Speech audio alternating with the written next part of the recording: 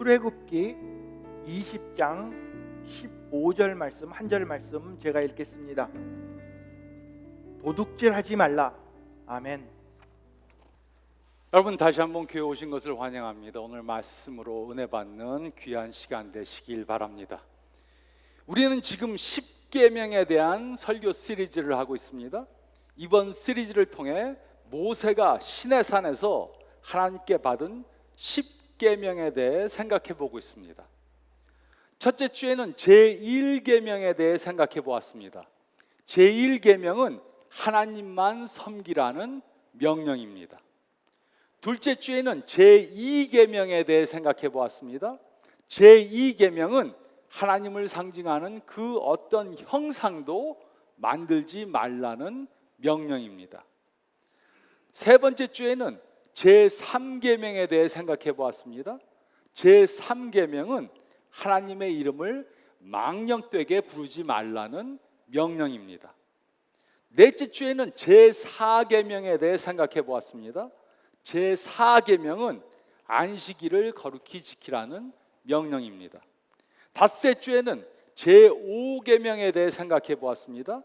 제5계명은 부모님을 공경하라는 명령입니다. 여섯째 주에는 제6계명에 대해 생각해 보았습니다. 제6계명은 살인하지 말라는 명령입니다. 일곱째 주에는 제7계명에 대해 생각해 보았습니다. 제7계명은 간음하지 말라는 명령입니다. 그리고 우리는 오늘 제8계명에 대해 생각해 보겠습니다. 제8계명은 도둑질하지 말라는 명령입니다. 오늘 설교를 시작하면서 제가 여러분께 몇 가지 질문을 드리겠습니다. 누구에게 무엇인가를 도둑 맞았던 경험이 있으십니까? 누군가에게 돈을 쓰리당했던 경험이 있으십니까? 누군가에게 휴대폰을 도둑 맞은 경험이 있으십니까? 아니면 누군가에게 여러분의 집이나 아파트를 털렸던 그런 경험이 있으십니까? 어떤 부부에게 이런 일이 있었습니다. 한 부부에게 누군가가 시카고 베어스 풋볼 게임 티켓을 보내주었습니다. 편지로 왔는데 누가 보냈는지 이름이 쓰여 있지 않습니다. 그래서 주위 사람들에게 물었습니다. 당신이 베어스 티켓을 나한테 보내줬습니까? 그런데 아무도 티켓을 보내줬다는 사람이 없습니다. 그래서 그 부부는 생각했습니다. 게임 당일에 게임 날 경기장에 가서 옆에 누가 앉아 있는가를 보면 아마 누가 티켓을 주었는지 알게 될 것이라고 그렇게 생각했습니다. 그래서 게임하는 날 시합장에 가서 옆에 있는 사람에게 물었습니다. 당신이 나한테 티켓을 주었습니까? 그런데 아니라고 대답했습니다. 그 부부는 누가 공짜로 티켓을 보내주었는지 알 수 없었습니다. 그래도 게임을 즐겁게 보고 재미있게 보고 집으로 돌아왔습니다. 근데 집에 와서 보니 대문이 열려 있었고 집에 들어가 보니까 집이 완전히 다 털렸습니다. 도둑들이 티켓을 보내준 것입니다. 그리고 게임 보러 갔는데 그 시간을 틀어서 집을 다 털었습니다. 이런 지능적 도둑들도 있습니다. 또 한동안 도둑들이 사용하던 방법이 있었습니다. 도둑들이 한인교회 가서 주소록을 받아옵니다. 그리고 주일날 주소록을 보고 교인들이 예배드리러 갔을 때 집들을 털었다는 것입니다. 그래서 많은 교회들이 더 이상 교인 주소록을 만들지 않습니다. 우리가 이런 경우를 당하면 어떻겠습니까? 혼돈스러울 것입니다. 도대체 누가 이런 짓을 한 것인가? 또 화가 날 것입니다. 이런 못된 놈들이 다 있는가? 그래서 어떤 사람들은 집 문 앞에다 이런 사인들을 붙여놓습니다. 우리는 경찰을 부르지 않습니다. 그리고 권총 사진을 갖다가 거기다 걸어놓습니다. 아니면 사나운 개조심이라는 사인도 붙여놓습니다. 제가 또 다른 질문을 드리겠습니다. 누군가의 물건을 훔쳤던 경험이 있으십니까? 아주 어렸을 때일 수도 있고 또 아주 작은 것을 훔쳤을 수도 있습니다. 사탕이나 장난감을 훔쳤을 수 있습니다. 또 식품점에 가서 딸기 하나를 집어서 돈을 안 내고 맛을 보고 먹었을 수도 있습니다. 우리 중에는 이렇게 다른 사람의 것을 도둑질하려는 그러한 마음이 있습니다. 그러한 또 경험들이 있습니다. 우리 안에는 이렇게 남의 것을 거저 가지려는 마음이 있습니다. 가끔 쇼핑몰에 가서 도둑질하다 잡힌 사람을 보면 꼭 돈이 없는 사람이 아닙니다. 돈은 있는데 돈을 내지 않고 물건을 훔치다가 걸린 것입니다. 그 훔치는 스릴에 중독이 된 것입니다. 하지만 제8계명은 다음에 3가지 진리를 분명히 말씀하고 있습니다. 첫째로 15절 말씀을 보면 우리는 그 무엇도 도둑질하면 안 됩니다. 우리는 그 무엇도 도둑질하면 안 됩니다. 출애굽기 20장 15절은 다음과 같이 기록했습니다.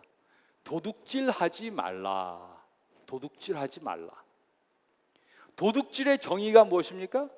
도둑질은 다른 사람의 것을 그 사람의 허락 없이 또 돌려줄 의도도 없이 갖는 것이 바로 도둑질입니다. 그러므로 제8계명이 무엇을 의미하는가는 매우 간단합니다. 분명합니다. 우리는 우리의 것이 아닌 것을 도둑질하면 절대로 안 됩니다.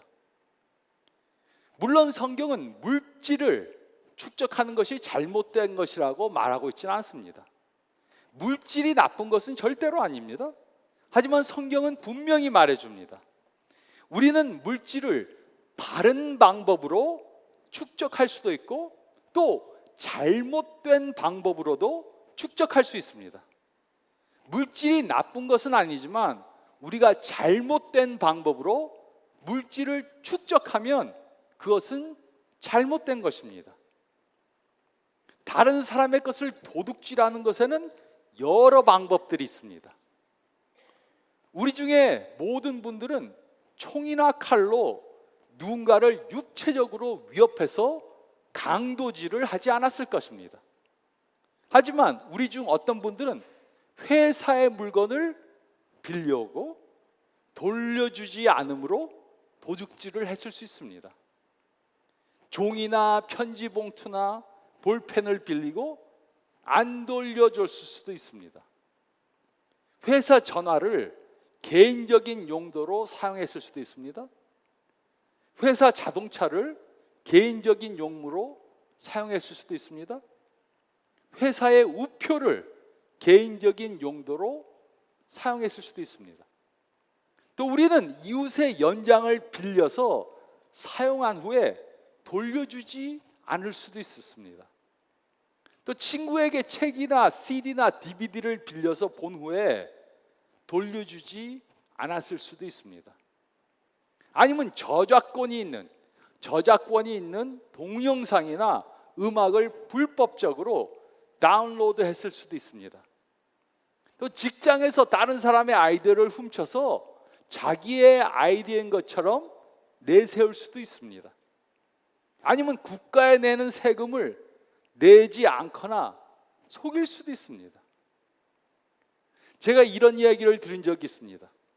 어떤 교회에서는 재정장부를 2개 따로 가지고 있다는 것이었습니다. 그래서 제가 그 이유를 회계사에게 물었더니 그분이 이렇게 말씀하셨습니다. 교인들이 비즈니스를 해서 번 돈에 대한 돈을 벌어서 세금을 다 내지 않으려고 헌금한 액수를 세금청에 다 보고하지 못한다는 것입니다. 즉 국가에 내야 하는 세금을 도둑질합니다.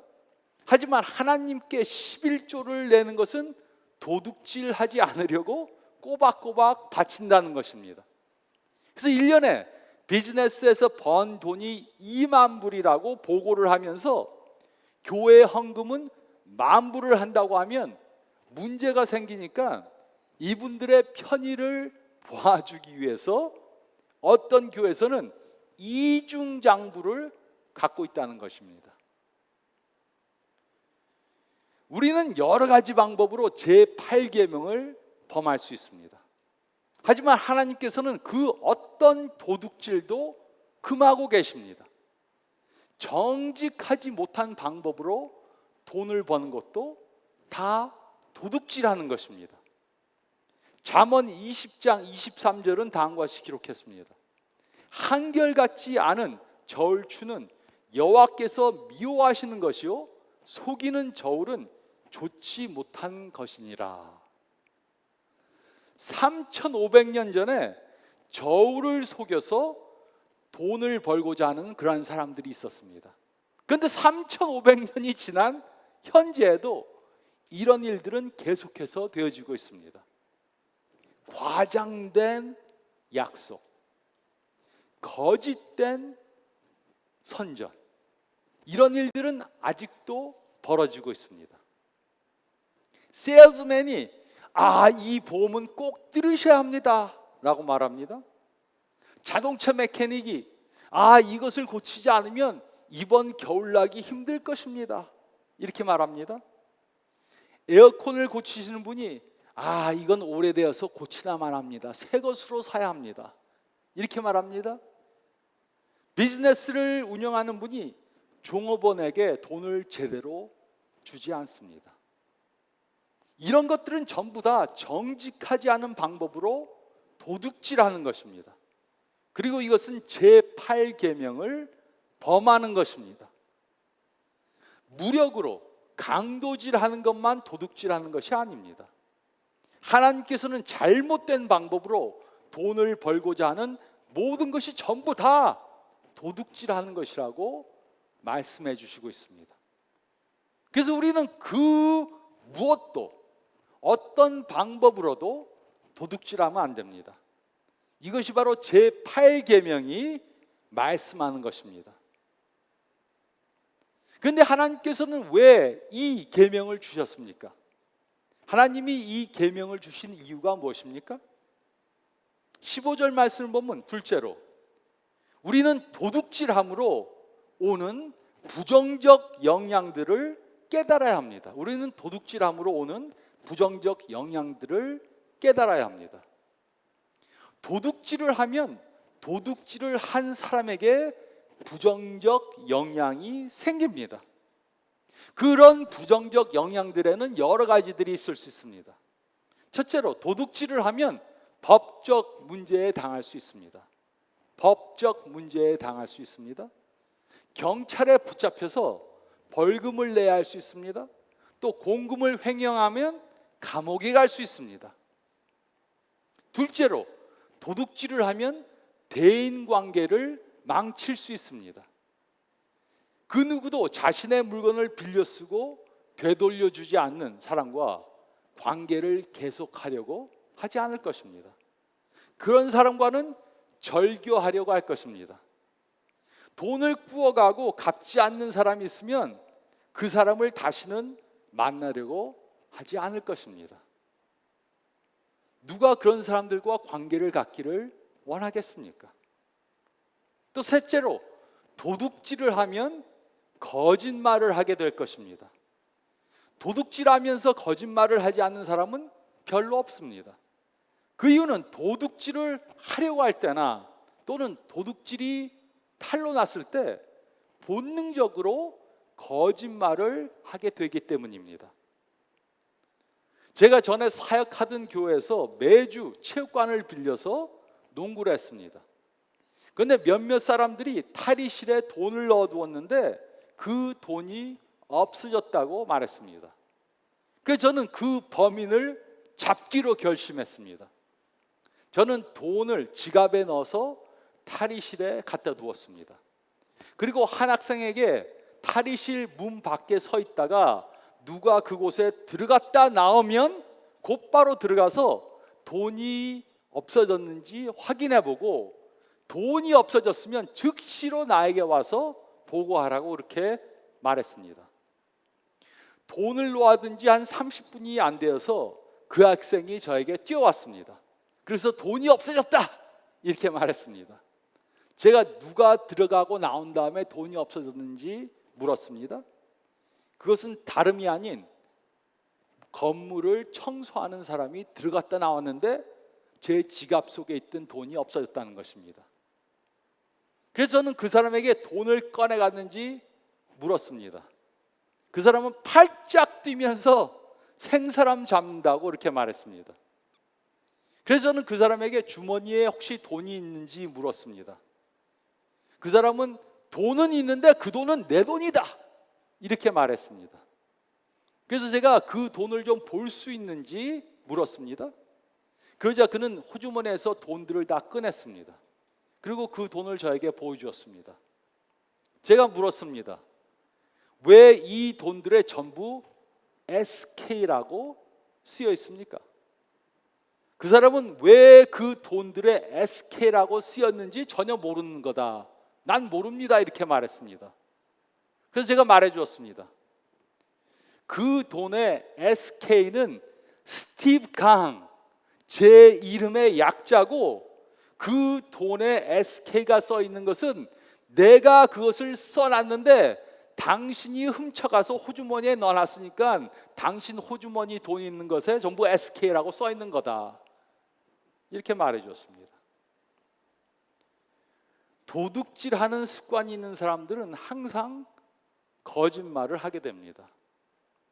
도둑질하는 사람은 큰 문제를 당면하게 됩니다. 그 돈을 훔친 사람도 즉시로 그 건물 주인에게 해골당했습니다. 우리는 도둑질함으로 오는 부정적인 영향들을 깨달아야 합니다. 이것이 바로 하나님께서 제8계명을 주신 이유인 것입니다.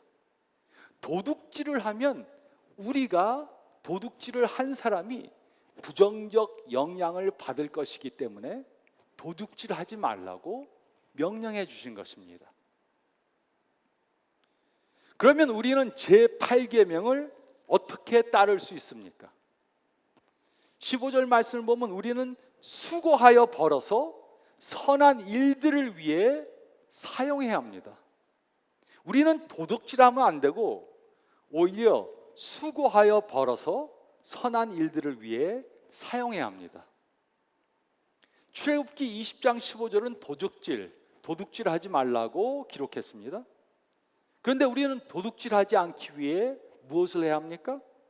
에베소서 4장 28절은 다음과 같이 기록했습니다. 도둑질하는 자는 다시 도둑질하지 말고 돌이켜 가난한 자에게 구제할 수 있도록 자기 손으로 수고하여 선한 일을 하라. 우리는 누구에게서부터 무엇인가를 훔쳐서는 안 됩니다. 우리에게 물질이 필요하면 우리는 일을 해서 돈을 벌어서 그것을 사야 합니다. 그리고 우리가 이렇게 열심히 일해서 돈을 벌면 우리에게 오는 혜택이 있습니다. 우리는 건강한 자아관을 갖게 되고 자부감을 가질 수 있고 자신감을 갖게 될 것입니다. 많은 분들이 처음 자동차를 구입했었거나 아니면 처음 집을 샀을 때 가졌던 자부감을 기억하실 것입니다. 얼마나 마음이 뿌듯하고 기뻤습니까? 세상에 어떤 일도 할 수 있다는 자신감도 가질 수 있었습니다. 또 우리가 열심히 일해서 돈을 벌면 그것으로 선한 일들을 할 수 있는 기회도 열리게 됩니다. 어려운 이웃을 위해서 어려운 이웃을 위해 구제의 일을 할 수 있습니다. 선교를 위해 또 사용할 수 있습니다. 이것이 바로 하나님께서 우리로 하기를 원하시는 것입니다. 지금 우리 중에는 이 설교를 들으면서 고의적으로 또는 실수로 다른 사람의 물건을 돌려주지 않은 것이 생각나는 분들이 있을 수 있습니다. 그러면 어떻게 해야 합니까? 내가 이것을 빌려 쓰고서는 안 갖다 줬구나. 그럼 즉시 돌려줘야 합니다. 아니면 새 것으로 사줘야 합니다. 그것도 안 되면 미안하다는 카드와 함께 물건 값을 돈으로 지불해 줘야 합니다. 오늘 집에 가시면 집안의 것을 쭉 한번 돌아보시기 바랍니다. 그리고 남의 것을 가지고 있는 것이 있으면 그것을 주인한테 당장 돌려줘야 합니다. 돌려줄 수 없는 상황이면 새 것으로 사주던가 돈으로 대신 지불해 줘야 합니다. 그러면서 우리는 예수님에 대해 말해줄 수 있습니다. 이렇게 말할 수 있습니다. 오늘 교회 가서 제8계명에 대한 설교를 들었습니다. 남의 것을 도둑질하지 말라는 설교였습니다.